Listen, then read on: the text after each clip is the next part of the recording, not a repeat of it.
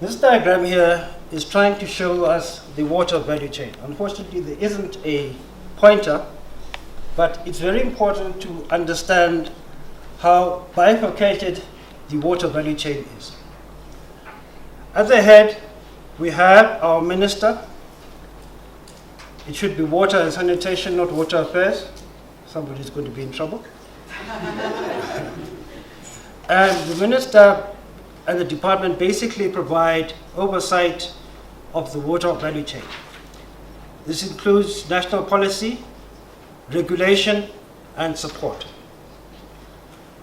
A very important development in terms of implementation comes with a catchment management agency.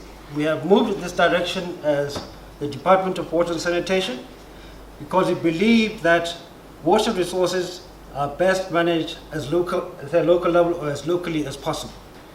To get away from the slow responses that normally happen when you centralize things, we have established 9 catchment management agencies in the country, 7 of which are still in the prototype stage and 2 of which are already running.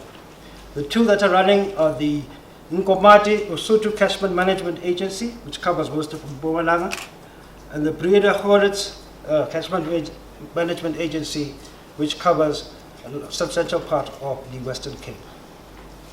We also have, or moving towards, a national entity which will be responsible for water infrastructure and interbasin transfers. So there are these massive projects which involve building large dams, involves transporting water over mountains from catchment to catchment, and that is going to be managed by a national agency. We don't feel that as a department we would have the capacity to manage and run an entity of that size, the level of professionalism that it needs, and the quality of people that it needs. We also have, in the region, we have what we call a regional water institution. Those are basically going beyond the water boards. If you have noticed, we have been amalgamating a number of water boards in the country in an effort to improve the efficiency and the reach of these water boards. We have to remember that there are great disparities in this country. There are areas which are very largely deprived, have very little sources of income, and yet they need to be provided with services.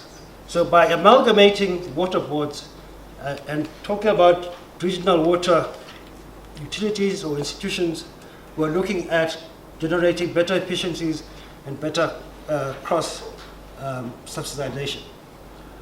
The regional water institution is one that will do the part of raw water abstraction and treatment and be a bulk distributor of raw and potable water. We have existing WSAs, those are water service authorities, and WSPs, the water service providers. You understand those as your municipalities and other bodies. And you also have water user associations. Our beloved friends in agriculture, with their irrigation practices, depend on these water user associations to regulate the way in which water is used and monies and bills are collected. These serve the WSA, WSP, and WA serve the domestic, industry, agriculture, and agriculture sectors largely, although there are others, and they concentrate on distribution and reticulation.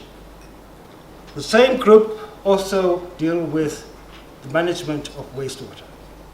Now, I'm taking the trouble to go through this model in order for people to understand the complexity of how